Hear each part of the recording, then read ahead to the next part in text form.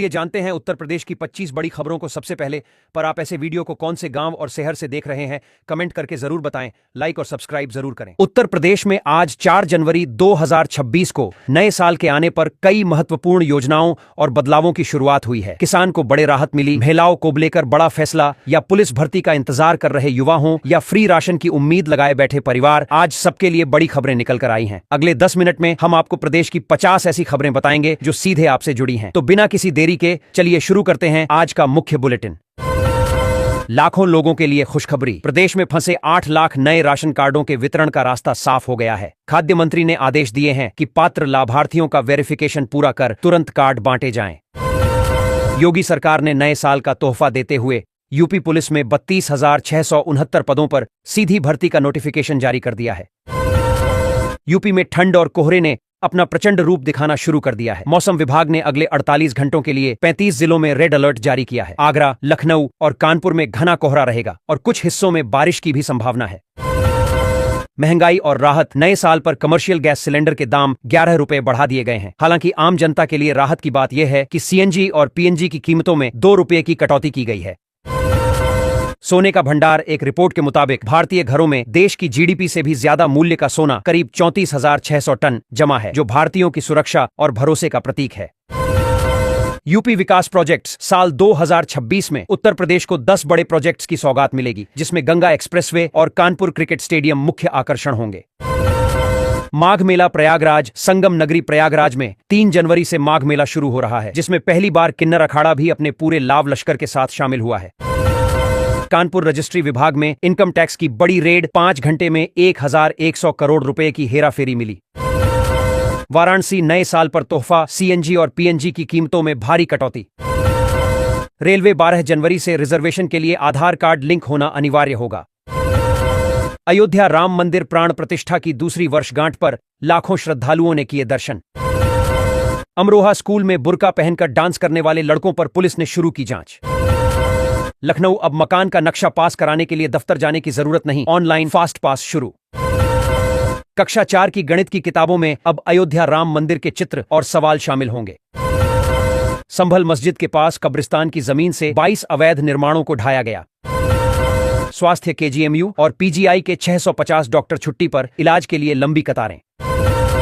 आगरा ताजमहल के पास गंदगी मिलने पर सफाई एजेंसी पर 1,50,000 रुपए का जुर्माना लगा। जौनपुर ड्रिंक एंड ड्राइव अभियान के तहत 6 वाहन चालक गिरफ्तार। Cyber crime. कानपुर में फेसबुक के जरिए 2 करोड़ 50 लाख रुपए की ठगी करने वाले 7 लोग धरे गए। प्रयागराज। बांग्लादेश में हिंदुओं पर हिंसा के विरोध में पुतला फूंका गया। मेरठ। प्राइवेट अस्पतालों की मनमानी पर सीएमओ सख्त, पंजीकरण रद्द करने की चेतावनी। गाजीपुर। नए साल की सुरक्षा के लिए चप्पे चप्पे पर ड्रोन से नजर रखी जा रही है। 8वां वेतन आयोग। केंद्र सरकार ने देश के लाखों कर्मचारियों के लिए 8वां वेतन आयोग लागू करने का ऐलान कर दिया है, जिसकी नई व्यवस्था साल 2026 से प्रभावी होगी। माघ मेला प्रयागराज। संगम नगरी प्रयागराज में 3 जनवरी से माघ मेला शुरू हो रहा है, जिसमें पहली बार किन्नर अखाड़ा भी अपने पूरे लाव लश्कर के साथ शामिल हुआ है।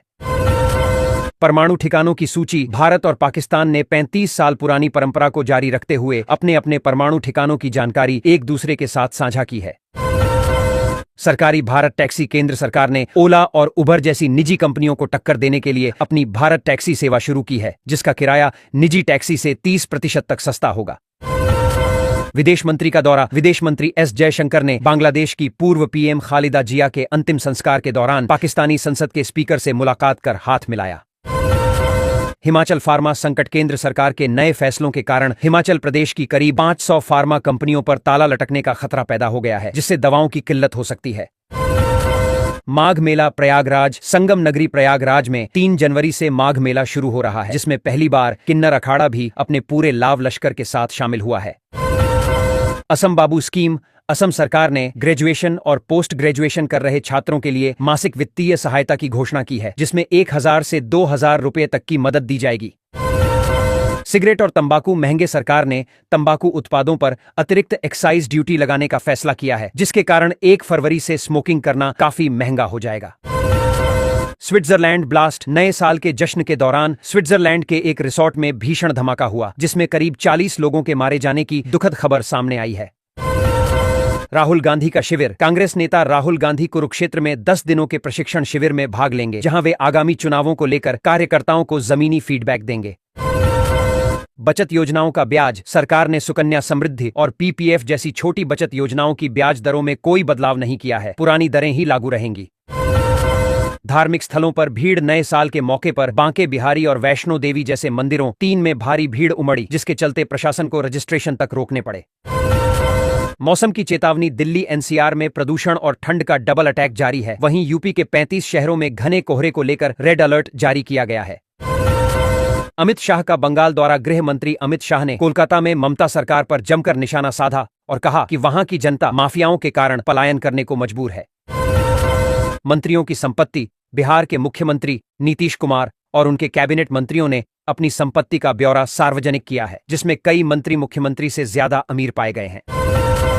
आरएसएस प्रमुख का संदेश। मोहन भागवत ने कहा है कि दुनिया को केवल विकास ही नहीं बल्कि पर्यावरण के संरक्षण के बीच का संतुलन बनाना होगा, तभी भविष्य सुरक्षित रहेगा। सीएनजी पीएनजी राहत। वन नेशन वन टैरिफ के कारण यूपी के दूर दराज के जिलों में आज से गैस की कीमतों में 5 रुपये तक की कमी आई। प्रयागराज माघ मेला। मेला क्षेत्र में सुरक्षा हेतु एटीएस और जल पुलिस की विशेष टुकड़ियों ने आज से मोर्चा संभाल लिया है।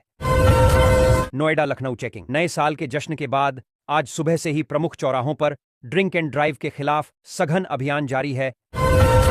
Railway time table. यूपी से होकर गुजरने वाली 100 प्रमुख ट्रेनों का समय आज से बदला। कई ट्रेनों की रफ्तार में 20 मिनट का सुधार। जेलों में सख्ती। प्रदेश की सभी जेलों में मुलाकाती नियमों को आज से पूरी तरह डिजिटल और बायोमेट्रिक आधारित कर दिया गया है। एआईसीटी लखनऊ। लखनऊ में देश की पहली एआईसीटी के निर्माण हेतु आज मास्टर प्लान की पहली रिपोर्ट सार्वजनिक की गई। बिजली मीटर अलर्ट। बिजली विभाग ने स्पष्ट किया है कि बैलेंस खत्म होते ही स्मार्ट प्रीपेड मीटर की बिजली अब ऑटोमेटिक कट जाएगी। सोशल मीडिया कानून। बच्चों की डिजिटल सुरक्षा हेतु नया कानून लागू। 18 साल से कम के बच्चों को अकाउंट हेतु माता पिता की सहमति अनिवार्य। ट्रैफिक नियम सख्ती। गाजियाबाद और नोएडा में बिना यूनिक क्यूआर कोड वाले ई रिक्शा चलाने पर आज से 5,000 रुपए का जुर्माना। मुद्रा लोन विस्तार। छोटे व्यापारियों के लिए मुद्रा लोन की सीमा 10 लाख रुपए से बढ़ाकर 20 लाख रुपए करने का आदेश बैंकों को जारी किया गया। मदरसा शिक्षा। यूपी के मदरसों में अब एनसीईआरटी सिलेबस के साथ कंप्यूटर शिक्षा अनिवार्य रूप से आज से लागू। Semiconductor hub. जेवर एयरपोर्ट के पास 100 एकड़ में बनने वाली चिप निर्माण इकाई हेतु आज विदेशी कंपनियों से एमओयू हुआ। सहकारी बैंक डिजिटल। यूपी के सभी अर्बन कोऑपरेटिव बैंकों में आज से नेट बैंकिंग और मोबाइल ऐप की हाईटेक सुविधाएं शुरू हो गईं। दिव्यांग पेंशन। दिव्यांगजनों की मासिक सहायता राशि 1,000 रुपये से बढ़ाकर 1,500 रुपये करने का प्रस्ताव आज कैबिनेट से पास हुआ। यूपी पुलिस भर्ती। पुलिस विभाग में 32,669 पदों पर सीधी भर्ती के लिए आज से ऑनलाइन आवेदन की विंडो खोल दी गई है। रसोइया मानदेय। बेसिक शिक्षा विभाग के रसोइयों का 3 महीने का बकाया मानदेय आज डीबीटी के माध्यम से ट्रांसफर किया।